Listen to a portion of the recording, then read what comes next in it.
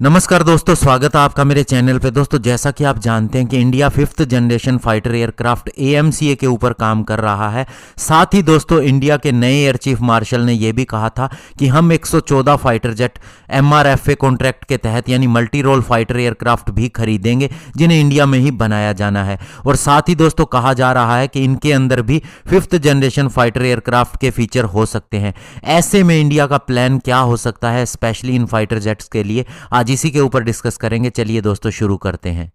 तो दोस्तों, Indian air force के नए air chief marshal VR Chaudhary ने कहा था कि वे 114 मल्टी रोल फाइटर एयरक्राफ्ट को प्रोक्योर करेंगे मेक इन इंडिया के तहत, जिसका सीधा सा मतलब यह है कि 2022 से इनकी प्रक्रिया की शुरुआत हो सकती है। जो कि पहले लग रहा था कि ये फाइटर जेट खरीदे जाएंगे या नहीं, और इंडिया अन्य लोकल फाइटर जेट के साथ में ही जाएगा, जैसे कि तेजस MK2।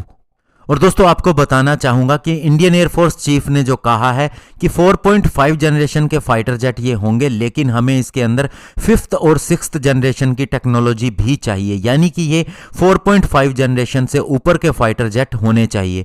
ऐसे में दोस्तों, अगर इनके अंदर हम देखें तो हमें सबसे सुटेबल फाइटर जेट राफेल ही लगता है, क्योंकि दोस्तों ये पहले भी इंडियन एयरफोर्स खरीद चुकी है 36 की संख्या में, और ये उसी कंटेंडरशिप का भी हिस्सा है जिसके तहत हमें 114 फाइटर जेट खरीदने हैं। तो ऐसे में दोस्तों, इस फाइटर जेट की कीमत $120 मिलियन के करीब लगाई जा रही है, और इस हिसाब से ये बहुत ही महंगा पड़ता है। जबकि दोस्तों, अन्य 5th जनरेशन के फाइटर जेट भी $100 मिलियन या इससे कम के बताए जा रहे हैं। और जहां तक दोस्तों, हम अगर AMCA की बात करें और इसके जो पहले बैच आएंगे, जिसे AMCA MK1 कहा जा रहा है, ये भी दोस्तों लोकली प्रोड्यूस होगा, 5th जनरेशन का फाइटर जेट होगा। इसके अंदर जो फीचर होंगे उस हिसाब से इसका प्राइस MRFA से काफ़ी ज़्यादा कम पड़ता दिखाई दे रहा है।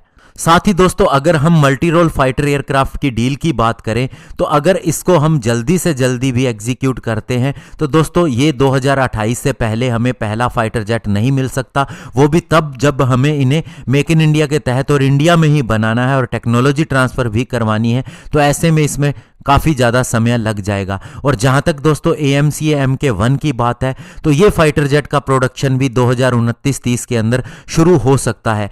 ऐसे में दोस्तों, केवल 1 साल का डिफरेंस है, लेकिन हमें AMCA fighter jet 5th generation और 6th जनरेशन की टेक्नोलॉजी के साथ में मिल सकता है।